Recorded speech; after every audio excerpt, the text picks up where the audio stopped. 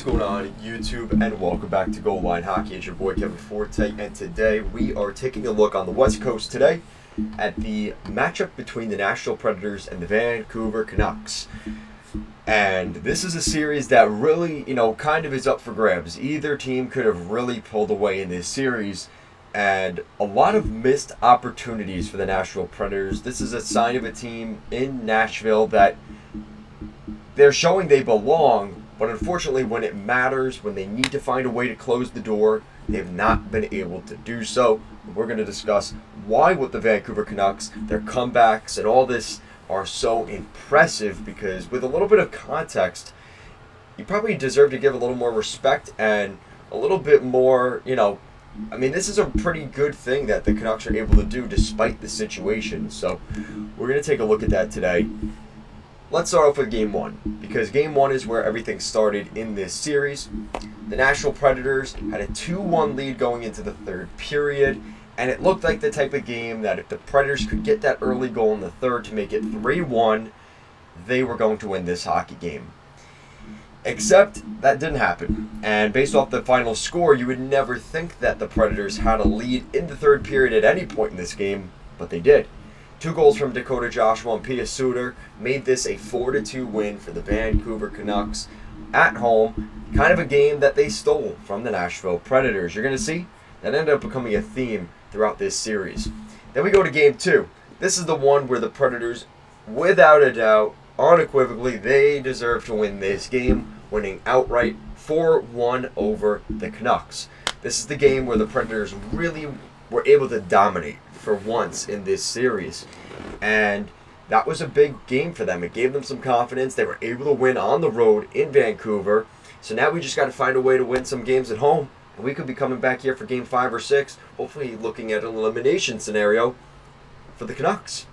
Not necessarily how it went, because in Game 3, this is the second game now in the series of what could have been for the Predators, as once again they have the lead in the game, and it just looked like things, they didn't have the lead in the game. It was 2-1. The Canucks ended up winning the game, but you just felt that late goal that they scored was just too little too late. They had a 5-on-3, almost a full 5-on-3. Were not able to score. Those are the little things that are kind of holding back this Nashville Predators team, is the inability to score in Game 3. Give credit where it's due to Casey DeSmith. He played really well for the Canucks. They definitely deserve to win the game, but the goal by Luke Evangelista was already in the dying minutes of the game, and that should have been the tying goal at that point. They really needed a goal throughout the game before that. Brock Besser and JT Miller got power play goals, so JT Miller's line finally getting on the board. Still haven't seen a goal from Pettersson, and then Brock Besser. So there you go. That's your situation there. Again, maybe not as dramatic as Game 1 and what we're going to talk about here in a second with Game 4, but Game 3 for the Predators, missed opportunity. Missed opportunity. You have the backup goaltender coming in, right? Demko leaves in Game 1. He doesn't play the rest of the series. He is not going to play for the rest of the playoffs. So now Casey DeSmith steps in for Games 2 and 3. He loses Game 2, comes back in Game 3, gets the win. And now Game 4, now Casey DeSmith announced Sunday morning that he is hurt. So now we're looking at a scenario where Artur Silovs comes in, who is the third goaltender for the Canucks. He has to step in for Game 4. And things didn't go so well for the Predators to start this game. This was kind of one of those situations where it kind of looked like they were just going to find a way to eke one out, right? Brock Besser gets the first goal 2 minutes in, and then Jankowski, Nyquist, and Forsberg. So it was 3-1 Predators. There's no way the Predators lose this game, right? After what happened in Game 1, they had a lead going into the third. There's no way they're going to blow it this time, right? Right? No. So unfortunately, Brock Besser scores a pair of goals in the third period in the final 3 minutes of game time. Now they pulled Artur Silovs for the second and third goal for the Canucks, and that's right. Now that is 2 games, 4 goals for Besser, and a hat trick. Besser scoring the hat trick goal with 8 seconds left in Game 4, stunning the crowd in Nashville. And what kind of sucks even more here for the Nashville Predators is they had an empty net. Colton Sissons hit it in on the backhand, and unfortunately he hit the post, comes back the other way, and now the Predators have 2 goals to tie this game. So you kind of had the feeling that this could be a quick overtime. That's exactly what it was. Very quick overtime, as Elias Lindholm, the guy that everybody said was a terrible trade for the Canucks, how could they have possibly won that trade? Well, they might have just sealed the fate of the Predators in this series with Elias Lindholm's second of the playoffs, just over a minute into overtime, 62 seconds to be exact, and the Vancouver Canucks steal games 1, 3, and 4. Now, there's a lot more context to go into some of these games. Like I mentioned, the goaltending situation. There's already been 3 different goaltenders for the 3 different wins for the Vancouver Canucks so far this series. Another thing, Game 3, 12 shots on net for the Canucks, and they won with 2 goals. So, yes, the storyline can be looked at as UC Saros is not very good. He's not playing his best hockey. Absolutely. But also that means you have to give some credit where it's due to the Vancouver Canucks for the opportunistic nature of this team. I talked about in the playoff preview for this team. Vancouver is extremely opportunistic. They don't need many opportunities. They might need 5 a game. 5 shots within the house, within the slot. If they score on 1 or 2 of those, that could be the difference. And with that Jurdenko or one of these hot goaltenders in, they're able to win those games.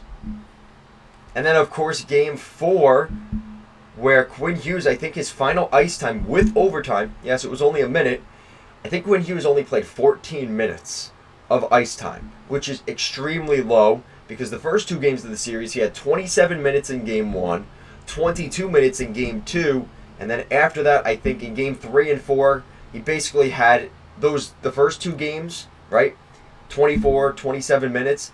He basically, between Games 3 and 4, his entire 2-game series there in Nashville, I think he had that amount of ice time.